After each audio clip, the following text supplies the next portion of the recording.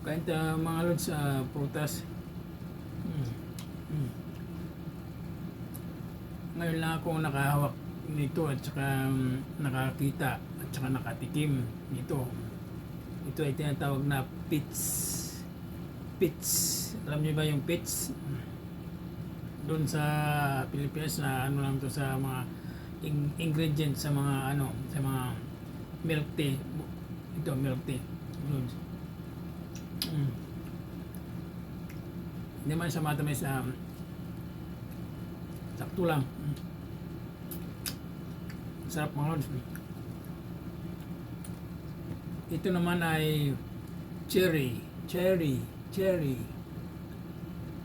na nakita na ako nito doon sa Pilipinas sa inaano to sa mga cake, pinaano sa mga ano cake decoration, no, sa taas ng mga cake, oh.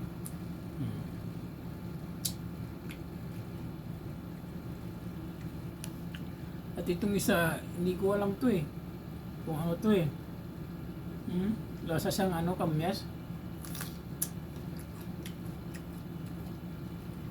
Maasim siya. Lasang ano, kamyas.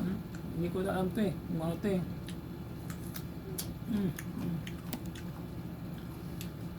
Ito naman cherry manaman sa west.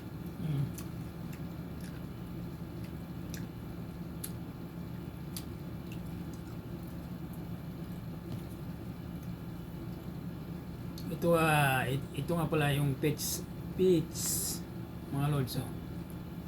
Ngayon lang ako nakakita at nakatikim nito mga lods.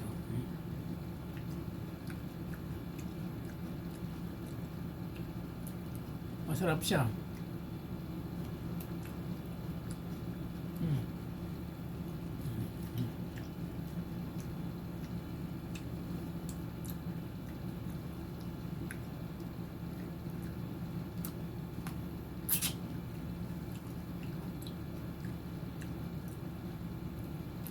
Parang lasang apple o kaya yung sinigilas, parang magkalasa.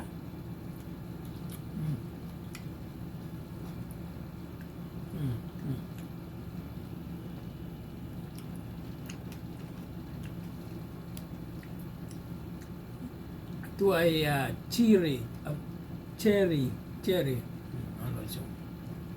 Itong isa hindi ko alam to kung anong prutas to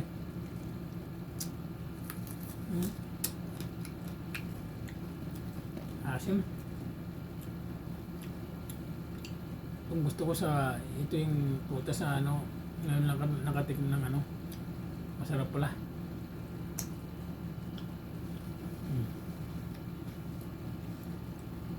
Okay mga lods, ingat. God bless. Mr. Pogi nga pala.